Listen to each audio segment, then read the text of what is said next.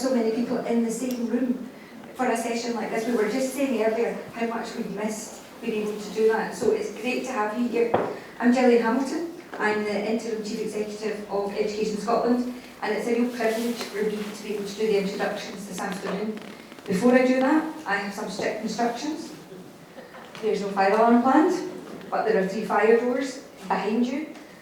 We exit down the stairs and we gather in Dixon Street. And please not let that happen, because I've worn high heels today and my feet are really sore. So if we have to leave here quickly, I'm going to have a problem. And the other thing in terms of housekeeping is that we're filming today. So I think we know that that's okay, but just if you're asking questions during the session, just reminding you that you're being filmed. It's not about what you might ask, it's just about you being on the film, so we wanted to let you know that. So, as I said, it's a real privilege for me to do the introductions today, and Shan helpfully gave me some of your career history, and I was just saying together, this is probably going to take me an hour and a half, so I'm not sure how much time we're actually going to have for the conversation, so I'll try and keep it really short. But what I wanted to say actually before I introduce you both is that in Scotland and in Scottish education, we've got a really strong tradition of looking at our own practice, our own work, but also looking outwards to learn nationally and internationally about excellent practice to help us think about what we want to do moving forward. So today I think is a fabulous example of us being able to do that. And across many years in Scottish education, Reggio Emilia is a place that we have learned so much from and about. And this is going to make me feel really old. But Education Scotland has had links with Reggio Emilia a way back, Shan kindly said, to the last century.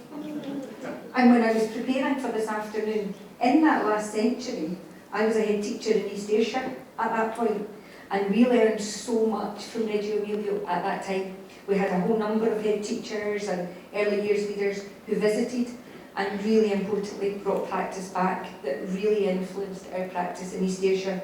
But the fact that it was last century really worries me when I'm sharing that. So 24 years on, it's a real honour for us to be engaging in this discussion today, revisiting it this century, because it really aligns with practice that we think is sector leading, and I would actually say world leading in Scotland, and the work that we've taken forward in terms of the early years guidance, realising the ambition being me. And that's been so well received, and we can see through that guidance the influence that you have both had in that. So, about you both. Thank you. Carla and Ger. Here's the long career. So Ger moved from the Netherlands to the UK in the 80s. So he's remembering last century too. It's not just me. About, yeah. To begin his teaching career. And he moved into school leadership. He became an education advisor and later a senior inspector for 2 city councils. And Ger was also the director of 2 education action zones. So a real interest for us, I think, in terms of the attainment challenge and taking that work forward in the south of Manchester, where he led improvements in both quality and standards across 29 schools. He was the founder and chief exec of the Children's University and the first global director of education at Kidzania, an organisation that aims to inspire and empower from inspiration to aspiration through the world of work and role play for 4 to 14-year-olds. And Professor Graus has been and is at the heart of that innovation and project development in projects such as the Global Barometer of Children's Wellbeing Concept, Kidzania World Online and Ambassador Schools. And as well as that, he's worked with universities across the world and his impact has been recognised through numerous academic and education awards, including an honorary doctorate by Staffordshire University and an OBE in the 2014 Queen's Birthday Honours List. So in terms of background, skills and knowledge, I think that tells you the wealth of experience that's going to be part of this conversation today. And Professor Carla Rinaldi has a similar background and lens and is also a world leader in education for children in their early years. She's really well known to Scottish education and Scottish early childhood educators as one of the real authorities who we and others often reference in our work and in our professional learning that we use to support wider development. So a long and illustrious career. You worked as a pedagogista and then as a pedagogical director at Reggio Emilia. I'm telling you this, Carla, but you know this. No, Sorry. In Scottish, I don't know, so it's nice. At Reggio Emilia, preschools and infant toddler centres from 1970, working side by side with Lawrence Malaguzzi. And in 1994, Carla became a consultant for Reggio Children and later its president. In 2011, Carla became the first president of the Reggio Children Lawrence Malaguzzi Centre Foundation, and you're also a professor in the Faculty of Education at the University of Modena and Reggio Emilia. She's been visiting professor at Webster and Colorado universities in the USA, and I love this title, and was thinker in residence.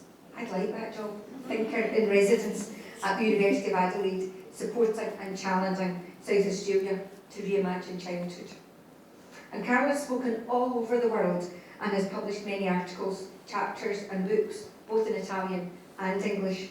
In 2015, Carla was awarded with the Lego Prize and became a member of the advisory board of the Lego Foundation in Denmark. So, with such illustrious, long and amazing careers, I don't think that we have a better opportunity for you to spend some time with us this evening to help us take that closer look at Reggio Emilia and what it can teach us about our own approach, where we are now, where we might go yet, by eavesdropping, because we're going to be part of a conversation, by eavesdropping in a conversation of two old friends who just happen to be global experts. And we're also delighted that it's a conversation that we can be part of, because I know that you're happy to answer questions at the end of the discussion, but you're also happy for questions to come during the discussion. Yes, so that means it hopefully will be a true conversation. So without further ado, Gert, I'm going to hand over to you to kick that conversation off. Thank you so much. Is Thank you. Is this audible?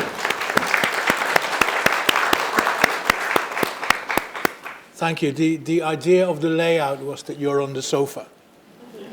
And please, seriously, just ask the questions as and when they come, because one, it's a good flow, and secondly, if you're anything like me, by the end of it, you've forgotten what you're going to ask anyway. Right? So often that there's no point in that, I think. It's a strange privilege to be here. I haven't been in Glasgow for a very long time. My last time was when we started the Children's University in Scotland, so that's going back a while.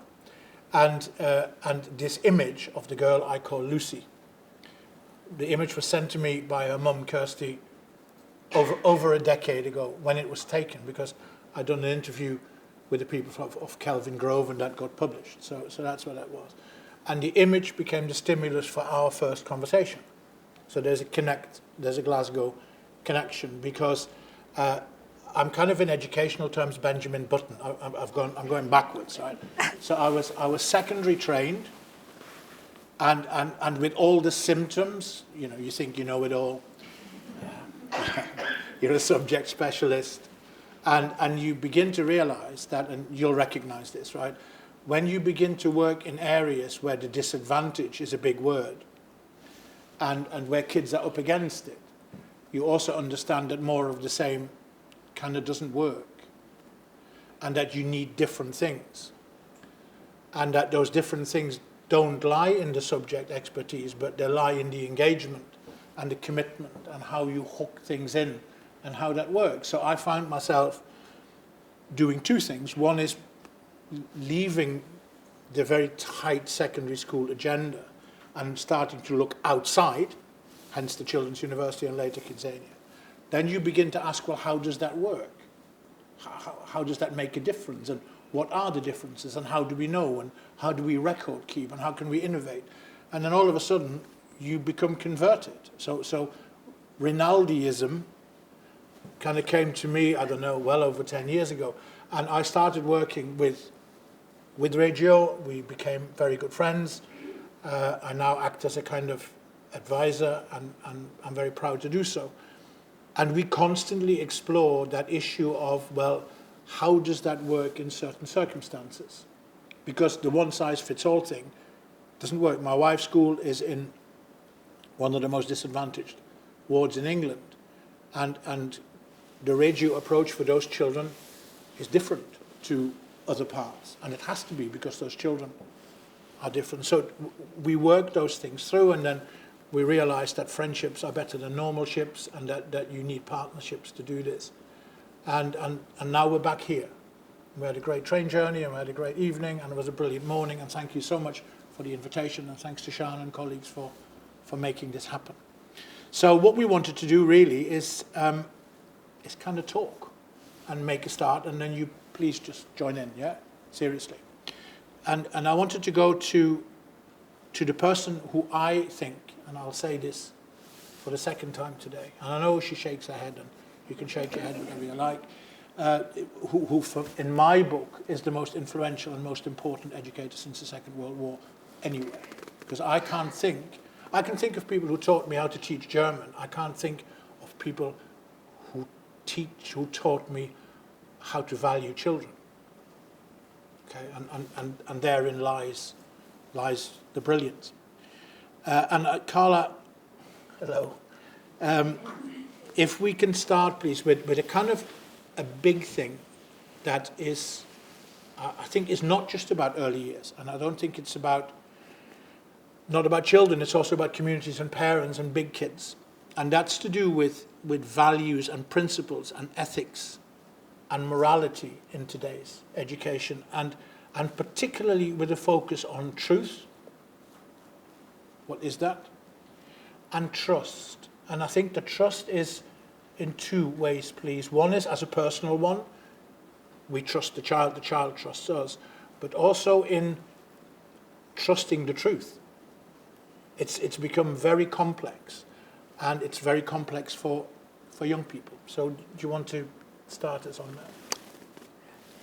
Yeah, for sure I have to start. I will try not to apologize too much for my English, but yes, Pat, I know that you say no, but I don't feel comfortable because, especially when I am in your world, I'm so powerful today.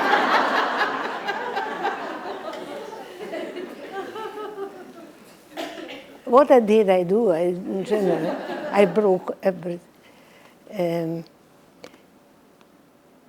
I want to honor in this way not only your perfect English, but your country, and especially Scotland. And because I admire your history, I admire your people, the people that you are. I admire all the fighting that you have done. I admire your culture, and I admire my friends here, and I'm... It's a good thing if you don't hear.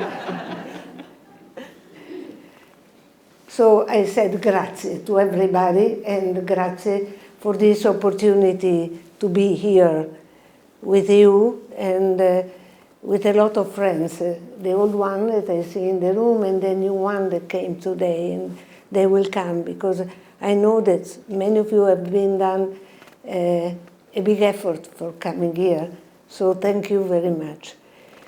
Thank you, my dear friend, for your beautiful question. This one is a very special one. I think that nowadays,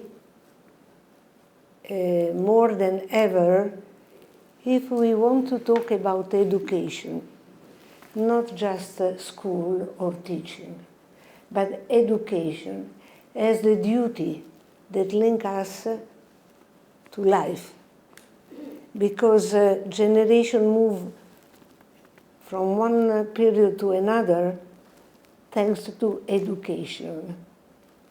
That means from the Latin ex ducere, we have to remember, bring out from people, from a person, ex ducere, take off, bring out, I don't know, choose what is better,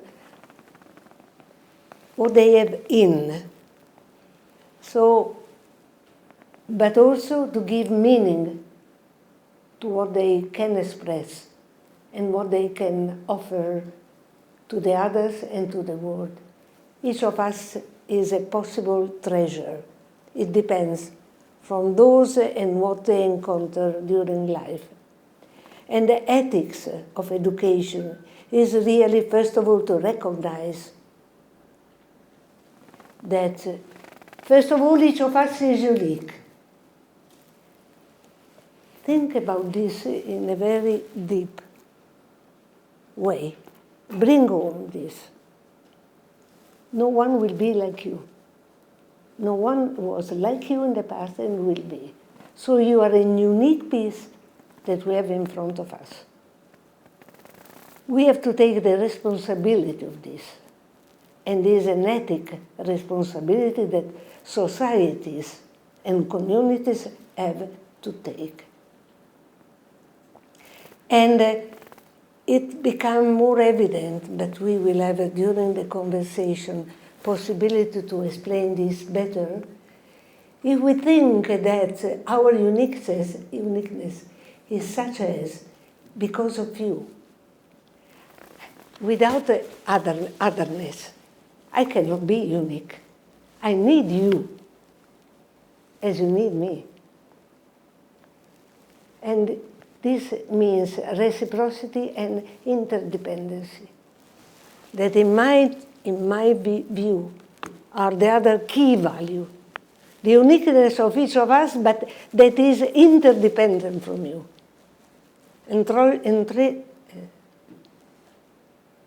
Take this as a treasure, and treasure this.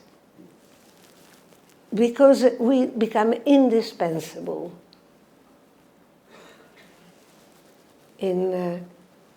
for our historical period, for our colleagues, for our children, for life.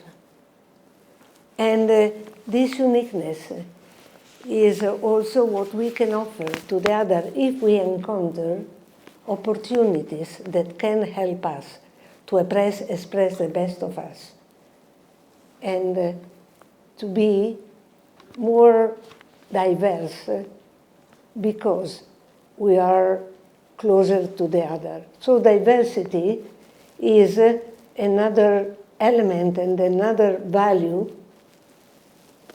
It's enormous nowadays to talk about diversity as a value. Because there are thousands of diversity. Some are quite easy to recognize. Some are not. I come from a country where today too, a lot of people in the island in the south of Italy are coming from other countries, and they bring their diversity to us. This is a diversity hard to recognize and to welcome. But it's also the diversity that the nature offers us. Because we have to remember that another value that make philosophy any more philosophy, but ecosophy, the other big difference is that it's not anymore true that this is humanity or man and the nature. Cannot be any more in this way. We are nature. And the interdependency that we are talking about is that one that or we are able to move, to recognize and to develop, or something really hard is going to happen. So education nowadays means to find the truth, and you said truth and trust. To find that trust, a root trust here on my hands, is what I define as reciprocity. And is what links us to the children and to the world. And is the most exquisite, exclusive value that I can offer to a child and to you. And truth Is something given or something that we have to search and research? Nowadays, with the artificial intelligence,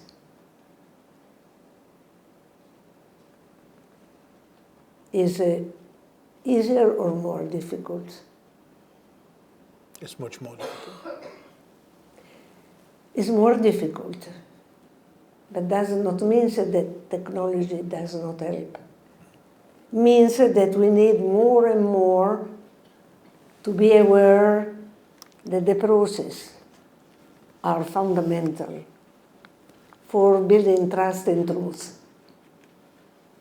Trust and truth. And the process and time. We don't talk about time, but time is the secret. Time is amazing how important it is. So trying to summarize,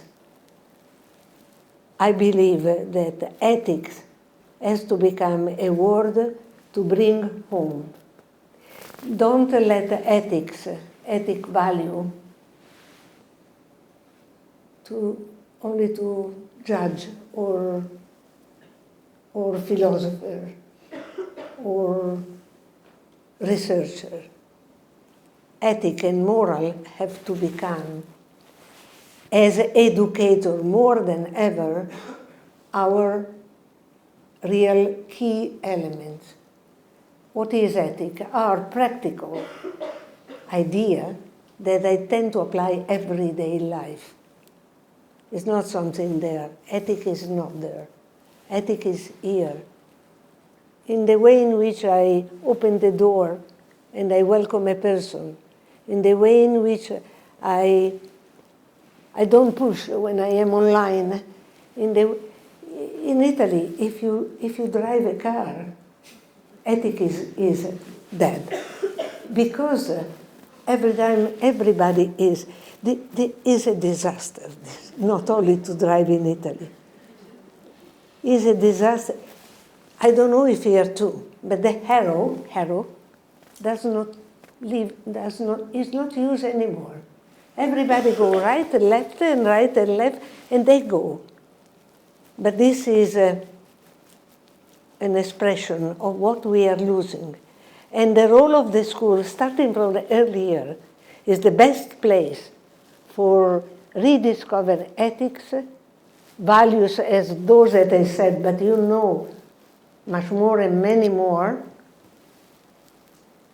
and the way in which you put on practice in the daily life. Unfortunately, to educate is also to be an example. Unfortunately. This is hard for us and more hard for parents. This is why to educate is so hard. It's not enough to talk as I am doing. It's to act. Ethics in acting. Was enough? Yeah, for now. For now? But no, I think is really my opinion. And we didn't prepare this question. That is why I love him so much. I think can you hear me like this? I prefer to do without the mic. Can you get me, yeah? So they are able to... Because I'm loud and I live in England, that's why. There's a couple of things here, really. I wanted to talk a little bit about Mrs. Poole. I'll come to Mrs. Poole in a minute. But firstly, there is this thing that if you are working in the education professions as teacher or whatever, just let this sink in, right? In 50 years' time, somebody will mention your name. There is no greater honor, and how it gets mentioned, incidentally, is up to you, right? But that takes me to the role we play, the example we are, what gets copied. And it isn't big. It is about opening doors, and it is about courtesy and kindness and all those traits that we haven't got time for anymore, seemingly, somehow. We need that back, and we need to model that. So in 50 years' time, somebody will mention, him. I'll sit here, and every time I use that quote, I do this. I'll mention my German teacher. Without my German teacher, I wouldn't be here. He trusted me. He gave me a book. I read the book, and like Oliver Twist, I went back the next day, and I asked for more. And I became a German teacher because of him. Not because his German was brilliant, which it was, but because he trusted me, and I trusted him, and he worked with me. So I mention his name, Huub Beurskens, who's now in the south of the Netherlands in an old people's home, and I see him whenever I can. Mrs. Poole was my eldest daughter Anna's first teacher, as she says. And up to Mrs. Poole, I was everything. Daddy, daddy, daddy, daddy, daddy, daddy, daddy, daddy, daddy. And then at some September in 19, whatever it was, late 90s, she goes to little school. And from that day, Mrs. Poole, Mrs. Poole, Mrs. Poole, Mrs. Poole. And I'm sitting there going, oh, whoa, what's happened here? What's happened to daddy, daddy, daddy? And it was Mrs. Poole, Mrs. Poole. That's you, every day. We don't realize that sometimes. We haven't got the time to stand still and think, but that's, and what we model is what our message is. And when I go to my wife's school, I see this, because it's entirely what that school is built on, partly because of the context of the children. So it's even more deliberate. It's brilliant. I walk in, and these kids go, how are you? I recognize you, Mr. Kidzania, or whatever it is. But there's always banter, there's always politeness, there's always opening the doors. And we model that, and that doesn't happen in the classroom. That isn't planned for 50 minutes or whatever it is. It's just there, it's part of what we are, and that's why we get that mention. I think these things are harder to achieve in areas and where children have contexts that are difficult, that are challenging, that are poor, whatever the wrong description is, because every word feels awkward, disadvantaged, whatever. But you know what I mean. So, Carla, I wanted to ask you about this. The Reggio approach, and in Scotland, you know, equity is high on the agenda. Quite right. And it is with you. But is it a concern to you that you mentioned Lampedusa and many people from many places in the world entering Italy, and that's difficult? Is it a concern to Reggio as an approach and to you as the president that the equity piece is becoming more difficult? Or is it not? For sure it is. Is another huge word, not easy not to put on practice, to practice.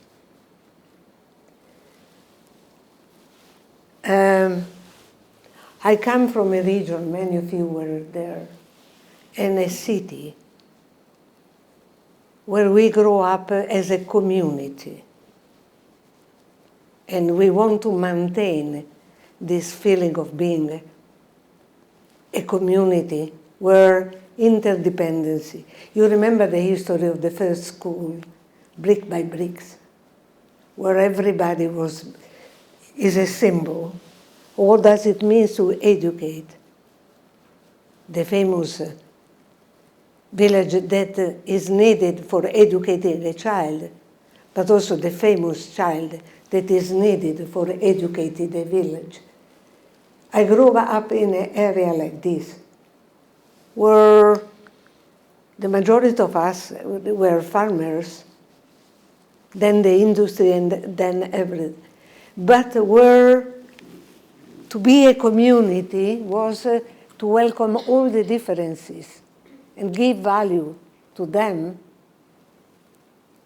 Also sometimes fighting with a divergency, but again, always with a great respect, recognizing dignity, the other key words, to that person. And social equality has been equality and socially has been our welfare, our organizing school, services, public, paid by the community and the states, for everybody. We had a big phenomenon of immigration from the south to the north. But they saved our economy, and they challenged the new immigration that come from Lampedusa, that means from the northern and center part of the phenomenon. I don't know if here on the newspaper you are aware enough of what is going on there. It's amazing. And what happened to their children? It's terrible. A lot of them, they died during. Anyway, even if of this, in one of the most religious area of Europe, we are scared. They are too diverse from us. They bear use, and so it's something really very, very challenging. And but the only one that we have is to welcome them in our schools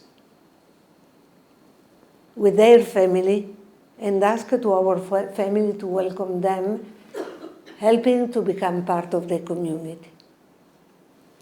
The challenge nowadays is enormous, but there are two other phenomena that can help us. We are aging as a society. They bring new energy to us. First. Second one, new energy and new strength, physical strength. They can be worker. The other big issue is that they bring differences that have different alphabets, but they can be a way to regenerate our community. But again and again, if these words will not be only good proposal, but can become reality, good practice, a big effort. The only way is to organize a qualitative school where the children can be, like you are doing, you are trying to do better, qualitative education. Not just education, place where not only they have to learn, but because they learn anyway, as we said this morning, but they can learn how to learn. Qualitative learning. Place where the teacher can be learn how to learn, not because they come to conferences with Carla, Rinaldi or others, because they can reflect as a team with a colleague, and the children can learn also as a team. You can learn with others, but learn, what does it mean? It means to create connection with the world and with the otherness.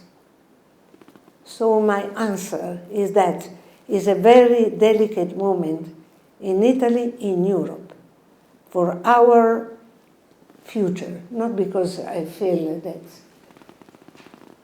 we are completely on risk, because we are acting through them, through the digital and the technology, an enormous revolution. But we have to preserve the highest quality of being human. And the highest quality of being human are the secret of our children. The children, and also our teenagers, they need to be trusted, as you need to be trusted. not as only teacher, but educator and politician in the noble meaning of the word, you can really become those that can renew the meaning of being a teacher, not the person that knows how to do, but research with the children, the family, and the community, the humanity that we have and we are. We are losing our humanity. I'm not tragic, it's what is happening. And you are the guardian of this. That's the beauty of being a teacher. It's difficult. We are not recognized and everything, because the children are not recognized as the treasure of the future. This is their weakness and our duty. Do you want to add something? Just or that they it's, can add? just I think it is a very difficult thing, but we need to look for a change in mindset that diversity is something not to be scared of, but it is something to be welcomed. And there is that thing, isn't there, that, you know, we need to build longer tables, not taller walls. And in essence, what we need is, I'm a big football fan, right? So Barcelona Football Club is one of my favorite clubs. And one of the reasons it's one of my favorite clubs is because its motto is Més que un club, which means more than a club, because it's owned by its membership. And I think schools should become more than a school, because it should be owned by its membership. Whatever that membership is, if it's very diverse, in my wife's school, 26 languages, whatever, it doesn't matter, as long as the ownership is there. So we need to look differently at our schools, at our little schools, and particularly at our big schools. Because there is something else, and I want to come to that in a second, which is that we have a brilliant history of looking after younger children really well. And those same younger children then end up in places with 2,000 or more peers. That's an economic decision. That's not an educational decision. And I think we need to look at the journeys that those individual children make, but we need to move to that concept of more than a school and look at what that means. Build scaffolding around every child so that they can climb as high as they can or want to. This morning we had a reflection about the children as citizens from the birth. Yeah. To act on this concept is a huge duty that we have to ask to the politics. Does not mean only to build a good qualitative service for all the differences that we are, because there is a difference that we don't embrace, but male and female, the gender difference, that is another huge one to work on a lot. But to welcome the children's citizenship means, for example, to change our hospital. If you go to the hospital with a child, you can find very good pediatrician, but if he has to stay there for a night or 2 or 3, the organization that does not recognize the child as a citizen, but only as a child of the mother and the father that have. So if you look at the train, if you look at the bus, if you look at the restaurant, and you go there with a child, so there is enormous revolution. If you are convinced, as we are in Reggio, we continue to dream, and we want to have you as a dreamer with us, having a vision. If you can continue to believe that the only possible regeneration is if we start from children and from us. The real deep change of paradigm that include peace as essential part. That's another key concept. The peace is not only the absence of war, it's the recognition of your existence with all your differences is enormous exercise. But if I remember another conversation that we had, I was told I don't know if this morning or yesterday, that the Scottish are not simply Scottish, are Celtic and not Gaelic, Gaelic. Gaelic. And another, so you were migrant. Italian were more than migrants. We are immigrants and emigrants. And many of us has the terrible history in the back of the family traveling to United States and waiting for being admitted. So there are many reasons, but also not only looking at human being, but all the species that are on the earth. But the only people that can do are obviously politicians that support you. And Reggio can be a tool for understanding, not a good didactic, but really a large political vision of what childhood can be in this phase of humanity.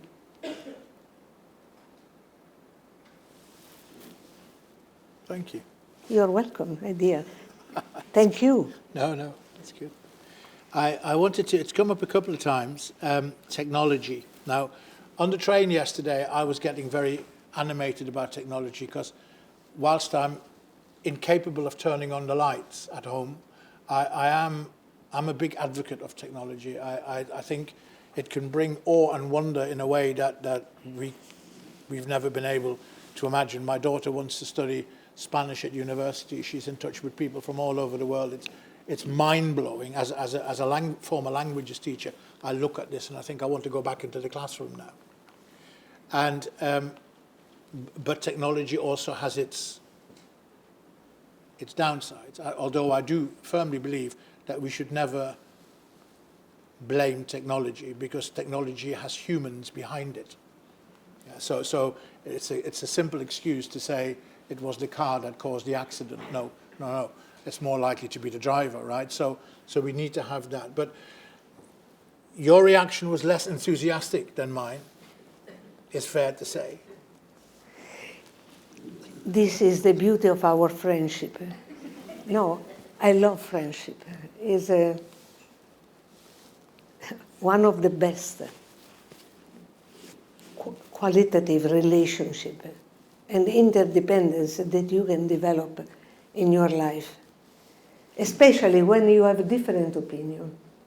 You can cultivate your diversity. And the other can help you to become better, but never want to change you. That's a big mistake that women especially tend to do, with men especially. The big thing is, I was taught that technology started when we start to write, we were, how do you say, era prehistory? Yeah. Prehistory. Preistoria. Yeah. That's Italian. To write on the wall with something that was able. So technology started, this is technology, this is more than a technology. It's not that I disagree. I really would like that we could take, we educators first of all, including parents and citizens, but educators, not simply teachers, you know what I mean. The responsibility of the other intelligence, not only artificial, that is indispensable. No doubt. When Malaguzzi was still alive, unfortunately more than 24 years ago. We discussed this with Simon Papert, MIT, the professor, the first program for children. And there were some doubts. Now no doubts. This kind of spatial technology has to come in not only our life, but in the life of children. But as you say, it helps us to become more human. Cannot be a substitute. And we need artificial technology, but also sensorial technology. We have to recognize our body, all what we can do and know through our senses, to recognize the beauty of hearing, smelling, tasting. And the body is the first huge technology that we have, because it helps us to be connected with the world. And those children that unfortunately are not, are a little bit disadvantages. They can tell us a lot about what they lose in terms of possibilities. It's the best technology, our body, to be connected with. If we have this kind of education to recognize my body, but also the body of a tree, the body of any tool, the energy that comes from things. This kind of technology can really give strength. As a microphone allowed me to talk to you. Seriously. And more intelligent it is. And if you could correct my English in your English, could be fantastic. But my English, not its English. I don't know if it's clear. This is what we need. Not someone that is our substitute, but to maintain not the control, but the dignity of being human. That is more than a control, is the beauty. And we need to continue to cultivate our empathy. No machine can have what I see in your eyes now. Emotions. I cannot live without emotion. And the children are the teacher for emotions. They are for empathy, for everything. I was discouraged, and I stopped, sorry. When I was with someone, an academic, that said to me, we were talking about animism and the phase of Piaget. You know, I don't know if you still study. When I was young, I had to study the famous Piagetian phases. And the first was animism. And he defined it as a primitive phase. No, it's the art. When they go to the table and do this, it's fantastic. If you help them to discover that is alive at the table, but not because it's animated, but because and so.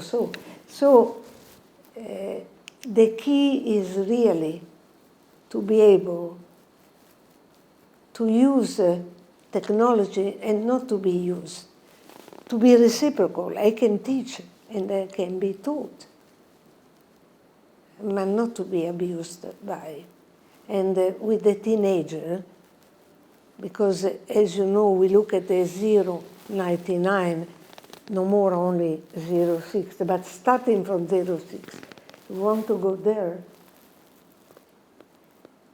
Also, the teenager has a right to be trusted and has the right to be recognized as a bearer of a lot of these qualities. Thank you. I think for me the issue of the substitute is really important. And COVID did some interesting things, didn't it? One, I mean, if you look back now and you find some time to look back, I think, so COVID was a 999 call. It was an educational 999 call, right?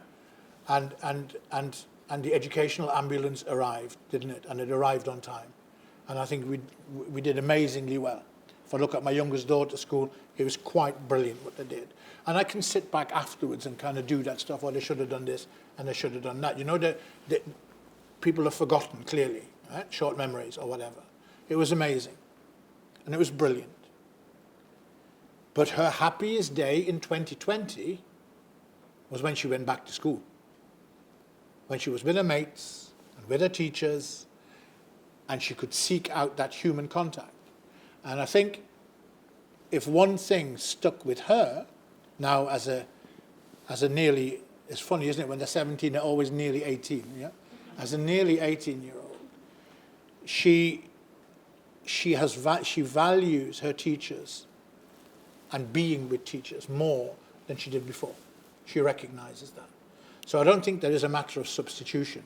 And for those who try to program us to learn online all the time, they can go away, because that's just not going to happen in the end. And it's a choice that the children will make, because they will seek that human contact. And it was brilliant to see her, you know, when she came back from school that day, it was really emotional, because she was happy.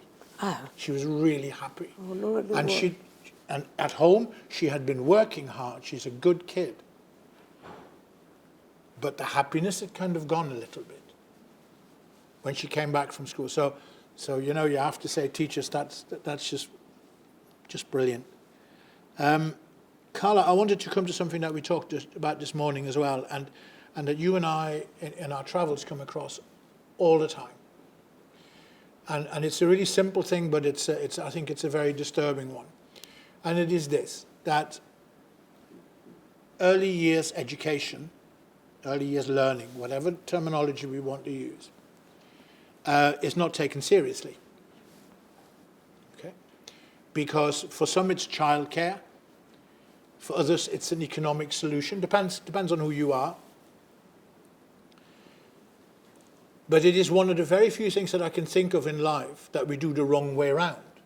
When we build a house, the stronger the foundation, the higher we can go. When we grow a plant, we water it and we feed it from the roots. But what we do in our schooling system is we put most money in the chimney, and we water it from the leaves.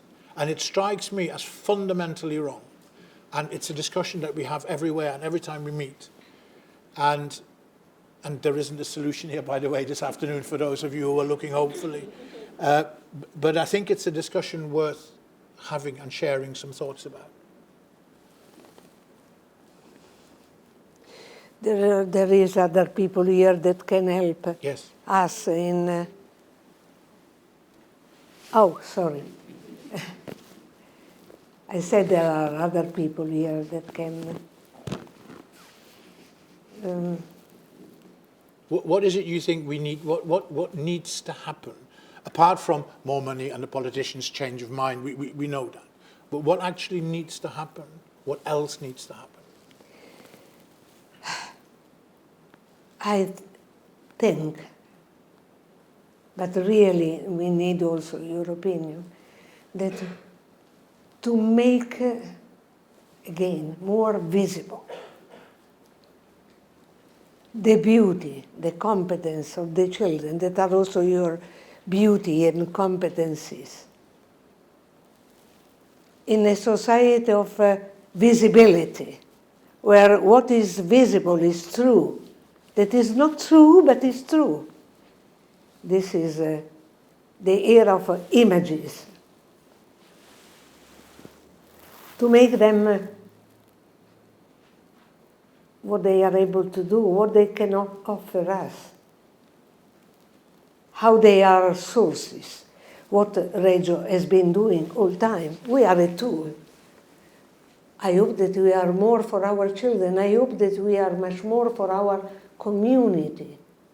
But we give them the strength to continue to invest the 16% of the budget of the municipality of Reggio Emilia in early childhood education.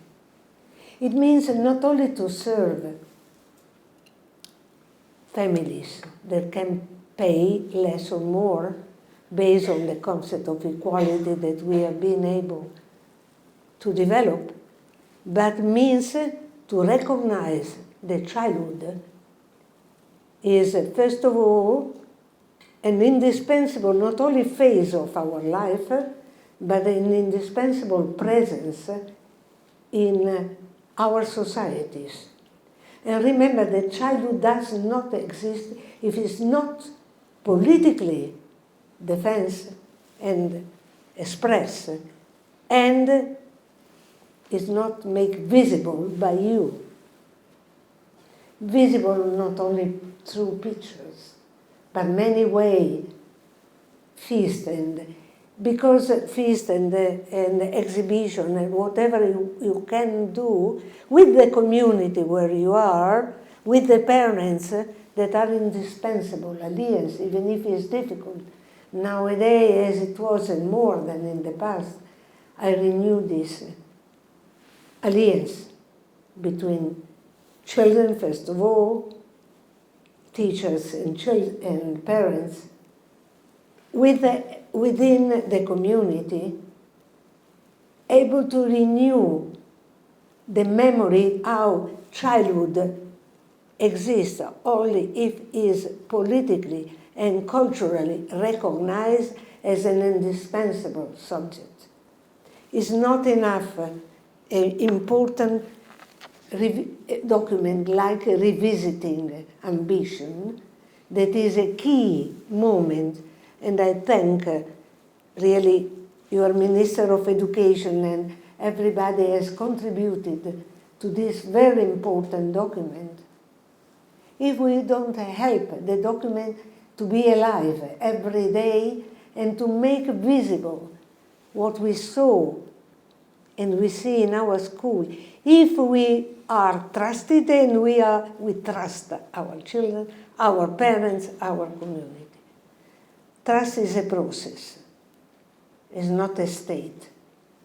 So I think that the most important among many other political, economical reasons, Malaguzzi used to say, children don't vote. They don't go to vote. It's a terrible sentence, but can be one of the many why we have to continue to fight for the defense and the rights of children, and the rights don't become duty for societies and politicians all over the world, why they continue to be abused as women are. This is the big issue that I cannot explain, we cannot explain, but is one of our responsibility because we are teachers. And to be a teacher means to be an active person, to be a political in the large meaning, to support the policy regarding education in general and early years education. Because now science tells us something, remember this always, the first 1,000 days of our life are the most important. We have papers that say this. And every day we had news about this. Not only because the scientists are publishing, but because of what you see.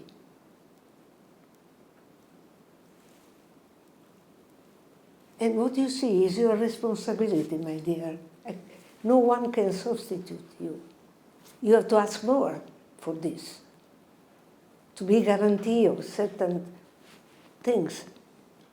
But you are the real cultural mediator for your children. And your children not only at home, your children at school is the teacher always, they have their own children, my children, when they go out. My children are my children. And you understand immediately that are not their own children at home, but are the children that they have at school. My children do it, my children don't do, and that's...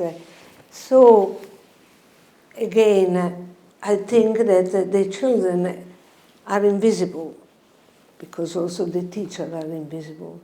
We are the less paid all over the world, wherever you go, but it's not a status. We have to understand the powerful connection between us, the children, the parents, and the community. Never stop. Reggio is still alive, but not because what Loris Malaguzzi, the parents, did, and the teacher of the time. Bye-bye. If there were no new teachers, new politicians, new parents, new citizens able to understand the essence of what they pioneered, the hero that started after the Second World War, and Loris Malaguzzi in 1963 with a group of teachers was able to, but nothing is written on stone, always on sand. So we have to write again, write again.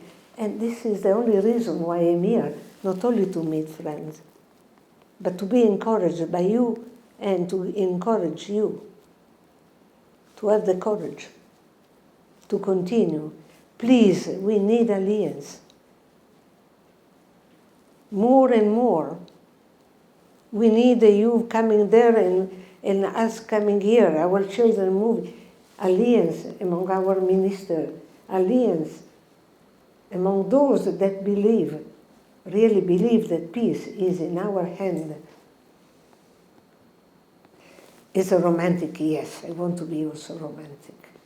Because when I look at the television, and I have to be an educator, but I don't want to be fake. I want to offer what life offered to me at my age. The joy of being an educator. And let's help teachers, also high school teachers, to learn what we have learned, that learning and playing is the same things. Playful learning,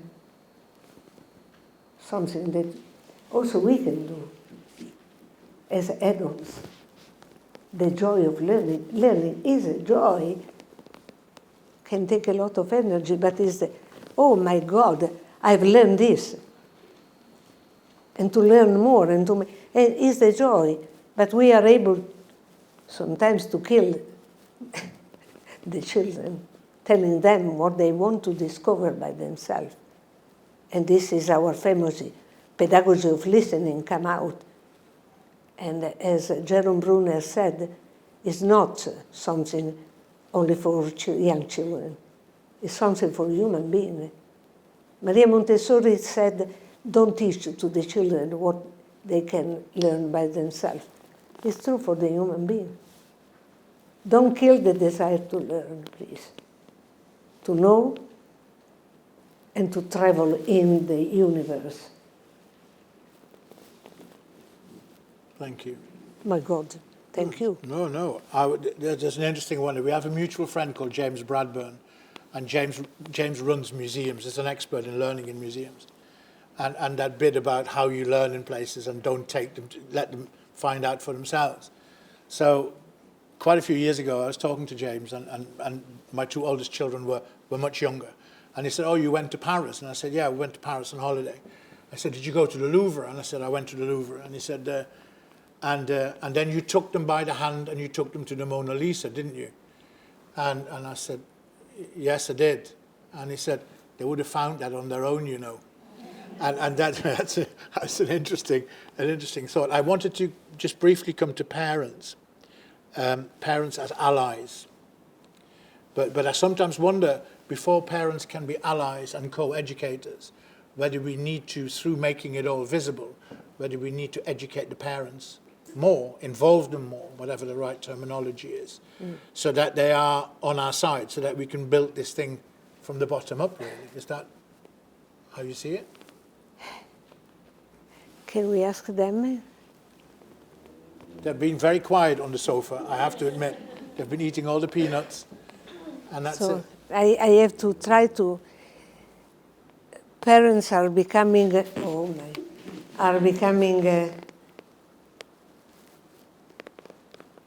it's becoming more and more difficult to be a parent. And I thought the other day, looking at a younger relative of mine, also courageous. That's why the rate of birth in Italy is going down and down. Yes, because we are becoming more egoistic, we want to have everything before to have a child, and the child is something that take off.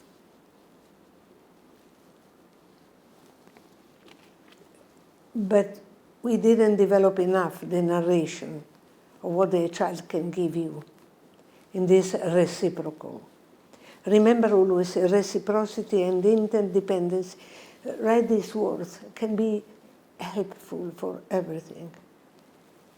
But even if I said, and many of you can tell more and better, you too, what does it mean nowadays to be a parent? They are become, not because of this, but because of the big doubts that we have in front of us, more and more indispensable, because they are learning with us from different perspectives. When a child is born, a parent is born. A mother is born, a father is born. The only thing that you can tell them is to grow up together. And the school has to be a place where the three of them can be welcomed. The school has really to be an open space for them, for the community, where the 100 languages are not only for the children, but also for the parents. Not only because with our Arabian teacher, we need the parents, we need the teachers that are also able to speak a little bit more Arabic. And this is a key, and blah. But also because also some Italian, they don't like words and words. They don't go to school because you speak so much like me. Only words.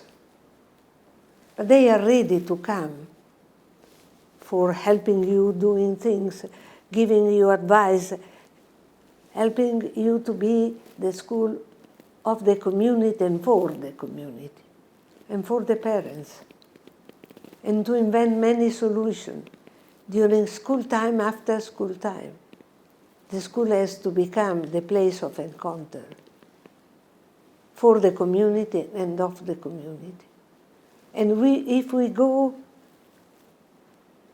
in places as we had the opportunity to try to develop spaces for parents in the more depressed area, not only in other countries like Africa, South Africa, and America, and South America, but in a period where educational poverty is not only in the economical poverty, in the place where there is economical poverty, but in our houses, wherever we are.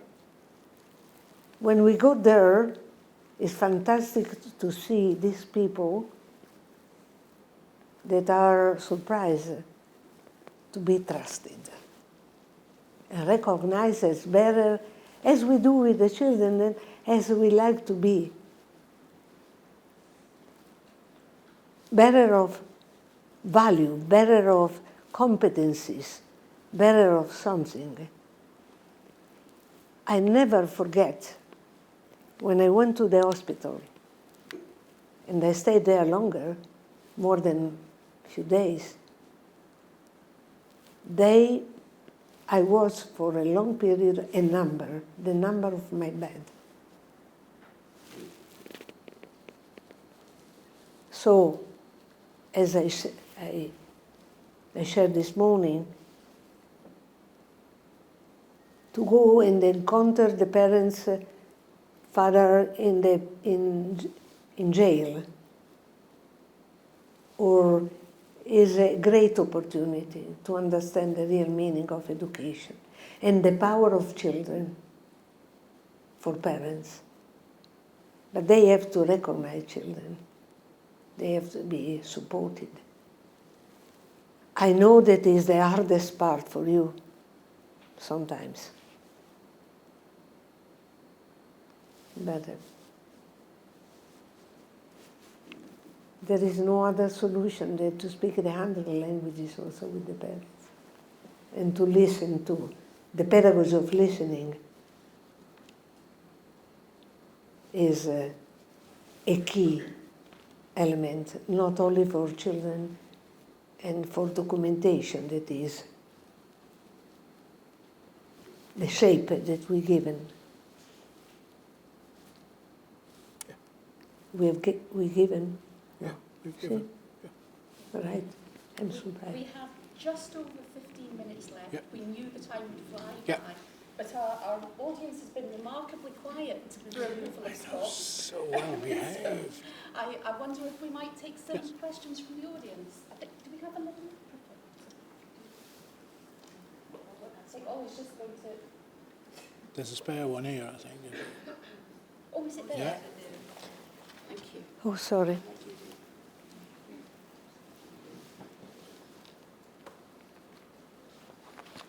Would anybody like to ask a question? Who'll be first?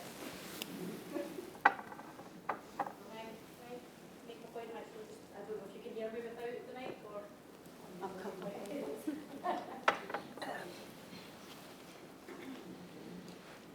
Hi, just to follow up what you were saying there in terms of our cultures and parent view of play, particularly in our early years, which we're trying to develop currently in our school. We have a school which is very, very diverse. We have 48 nationalities in our school in one of the most deprived areas of the city of Glasgow. What we find is a real difference in the parents' attitude to education, especially in the early years. Culturally, many of our parents, the only way out of poverty for them in their lives is education. Yes. And many of them then wish, even when they come to parents' evenings, and you say to them, you know, your children's doing well in drama or art or dance, or actually they used to have the positives. Many of them say, we only want to know about numeracy and literacy. How are they doing with maths and language? We then have the extreme of our families, many of, and we all deal with on a daily basis, of our often white Scottish families who either don't come, they don't take part in sessions that are offered for them. For them, education isn't important in certain circumstances. So I suppose it's for us to strike the balance of the needs or the wants of all of our families and our children, and we do highly try to engage with the play pedagogy and so on. So I guess I'm asking yourselves, but also the other educationalists here, how do you strike that balance as educators who are trying to put forward a particular style of teaching and a particular style of learning to parents who often are quite resistant to it? Sorry, I've got on a wee bit, but I hope you get the point. How we can manage, sorry, because... No, it's okay. It's about how do you manage the parents and the expectations in a diverse community where there is poverty and people from all sorts of places. I think part of the answer, if I may start, is because also from my experience, is I said this once in a meeting in London, it's taken you since the 1944 Act to get it wrong. It'll take us more than 5 years to get it right. These are, what you're talking about, I think, is a cultural development. So again, from really practical experience, if I look at in my wife's school, she's been the head teacher in that school for 15 years. She probably talks now, after 15 years, with the greatest confidence ever of the changes that have been achieved. Partly also because the demographic has changed, incidentally, and that does help sometimes, because when you have parents who come from backgrounds where education is the only way up and out, that helps and helps to change the tone. And others may follow, but that takes time. And then moving into that numeracy and literacy piece, I think part of that solution lies in the dialogue, and part of that solution lies in making the learning visible. Time and time again, creatively, innovatively, tirelessly. Because in the end, you know you're right. You do, don't you? Yeah, you do, because you're the professionals. Right? So, but it also lies in the quality of the dialogue. And also, by the law of averages, you won't win them all. But I think we need to, it's a strange thing, isn't it? Because we want to do the right thing for all children now. But at the same time, we need to realize that those culture changes take time. Yeah. And whether that's the culture change of opening doors and courtesies and kindness, or an acceptance that being educated is more than the numeracy and the literacy. I hope that is some answer. I totally agree, first of all. Second one, now the main goal of school is to regenerate humanity. I don't know if it's, it's enormous, I know, but I cannot define differently. We are in front of one of the most amazing phenomena that never happened, or in our memory does not exist. So I agree completely with him. I would like to know more about which kind of solution. It's a moment of big exchange.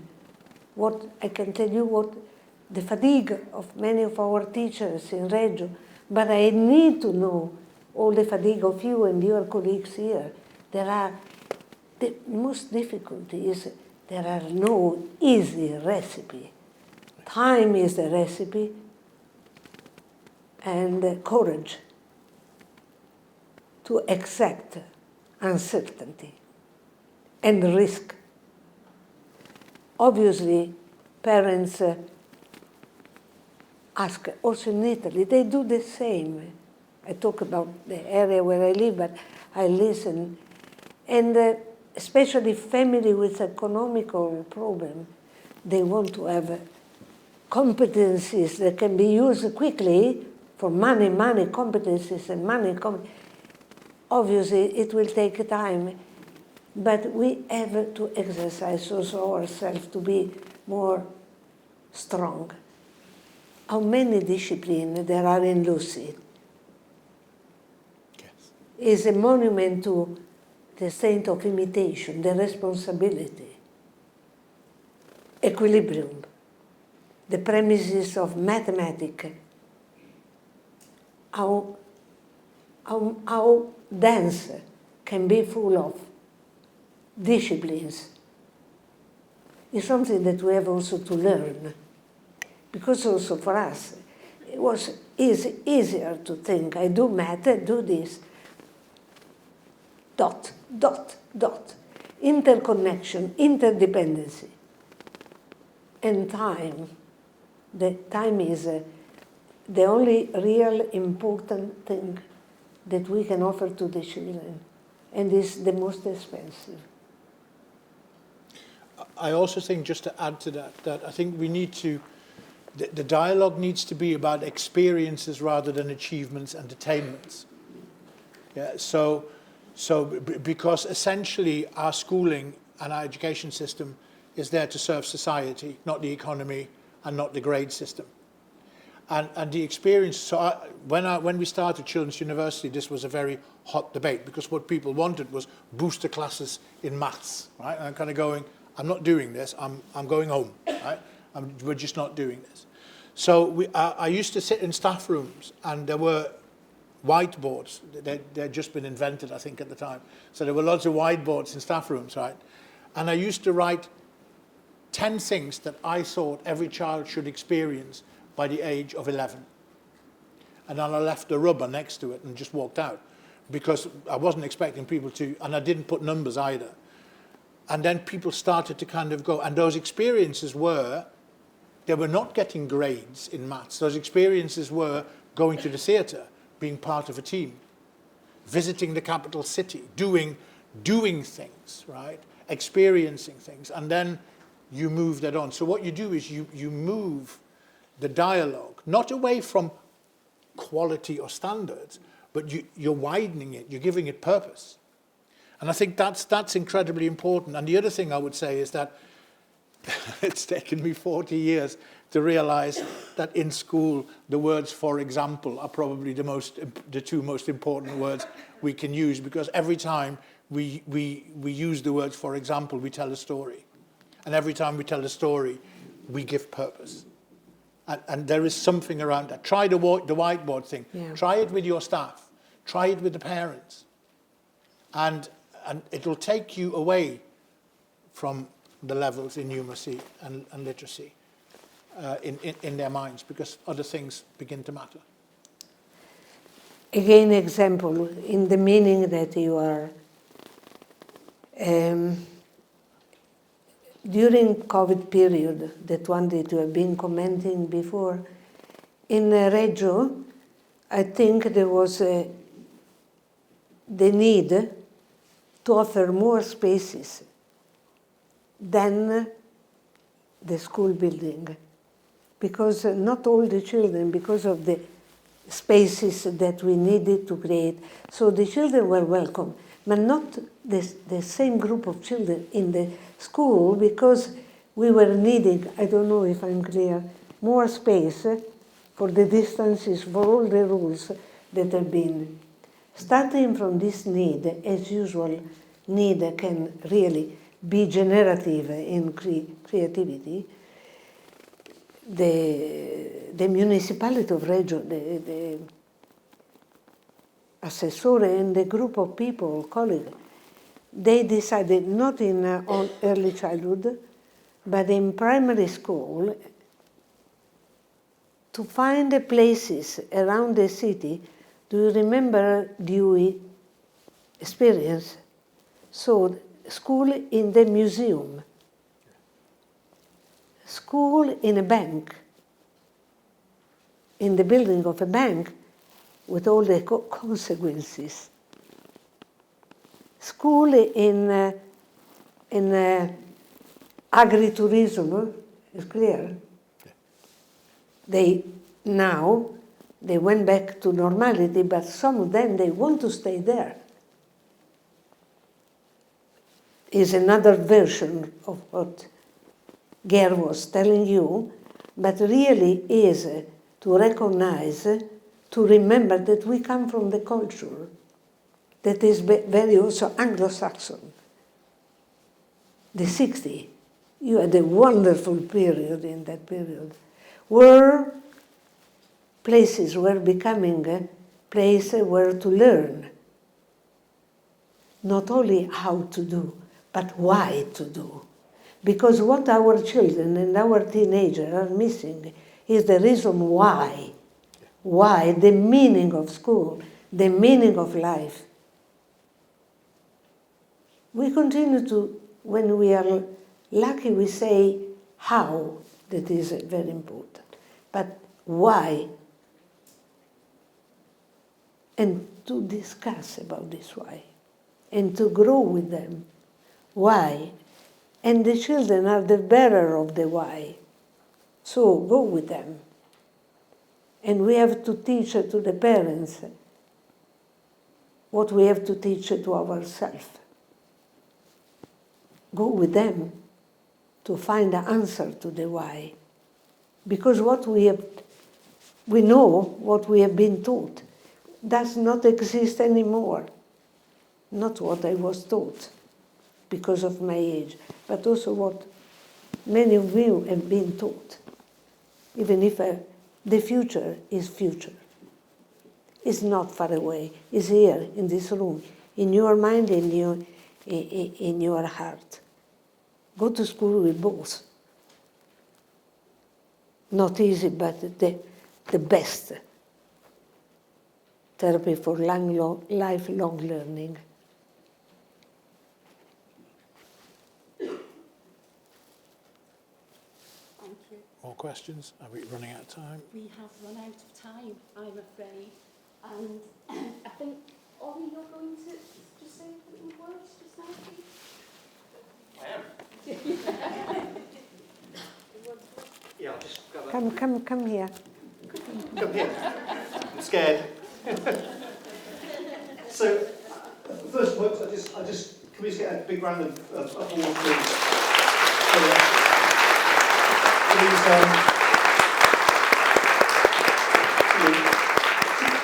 Two fabulous speakers. I don't know about you, but my brain's ticking over like big time. And I've already had an hour of this today, this morning. I think my brain feels like it's going to explode. But I just kind of really love the warmth of that conversation. Does that make sense? You know, around that. And actually, everything that you've said during the last half an hour really kind of oozed warmth. And it kind of oozed everything that you were saying, which is important for education around that, early childhood education, but also the change that I think that we would all like to see within our schools in Scotland and further afield. And there were some lovely things that you said, but coming through for me in particular was just that word trust all the time.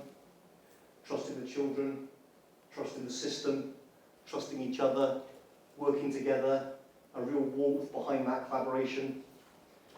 The bit about relationships between the adult and the child and the child, our role as adults in facilitating that. I love that bit around, in challenging times, we need to be careful not to lose our humanity. And then I love the warmth later on around, but teachers and educators, they can recreate that humanity as well. I mean, these are really powerful and I think important words. I love that bit about we need to create a society where things are visible, that the learning is visible, that children are visible, and that the role of the adult in facilitating that learning is visible as well. All just such important things.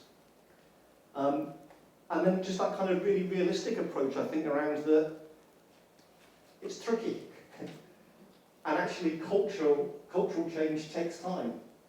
But if we do that, unashamedly, like you've both done, where we put children at the absolute heart of everything that we do, and we make sure that children are our role models in how we carry out our practice, then we've got every possible chance, of succeeding there.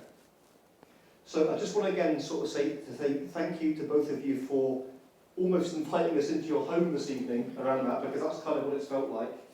Thank you for the warm conversation, but also taking on the challenging questions, and I think sort of challenging all of us, in our thinking as well.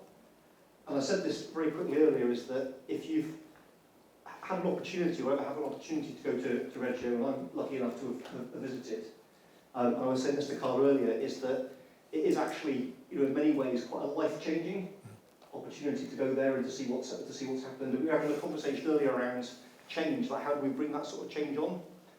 And we were laughing a little bit earlier because actually what goes on in Reggio is fantastic. But that doesn't go on in every part of Italy. But when I was in Reggio, I was there with educators from Denmark, and I bumped into people from New Zealand and Australia and Chile as well. And there were all of these people there just learning, and someone described it at the time, this is about taking this practice, making sure it's culturally relevant to our context around that's so important, and just sort of gently nudging the system forward as we go as well. I think that's what we need to do, keep on nudging the system. As an aside to that, Carla also taught me how to make pasta. That's a completely different story that we'll talk about another time. So thanks again to our wonderful speakers this evening.